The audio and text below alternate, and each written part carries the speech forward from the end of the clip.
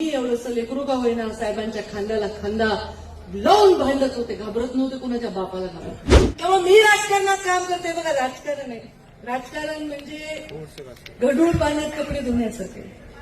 त्याच्यात पुन्हा मी तुरटी फिरवून फिरवून किती फिरवू. आता ठरवून सुपारी असते, लोक बोलतात, आरोप करतात, काहीही बोलतात, येणं न घेणं कशातही आपलं नाव ओढतात.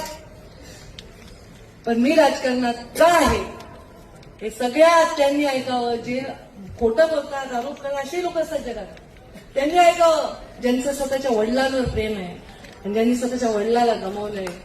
माझ्या तुमच्या नजरेत जे गोपीनाथ मुंडे मला दिसतात आणि जे मला बघतात ना, ती नजर खाली न जाऊ देण्यासाठी मी राजकारणात. मी नुसती गोपीनाथ मुंडेंची मुलगी म्हणून तुम्ही जमला नाही, माझं मत आहे. खरं आहे का खोटं माहित नाही. मी गोपीनाथ मुंडेची मुलगी म्हणून तुम्ही जमला नाही. केवळ असते मी गोपीनाथ मुंडेची मुलगी, टाईटच राहिले असते, कपड्याला दाग लागू दिला नसता, कोणाला जवळ बरोबर दिलं नसतं, कशाला तुम्ही मला नमस्कार घातला असता. खूप असे मोठे मोठे नेते जरुरी नाही की त्यांच्या पुढे परिवाराला लोकांनी स्वीकारलंय. मी हे करण्यासाठी माझ्या जीवनातला प्रत्येक क्षण खर्ची घातलेला. साहेब जिवंत असताना देखील एक क्षण असे अनेक गेले जिथे साहेब एकटे पडले होते.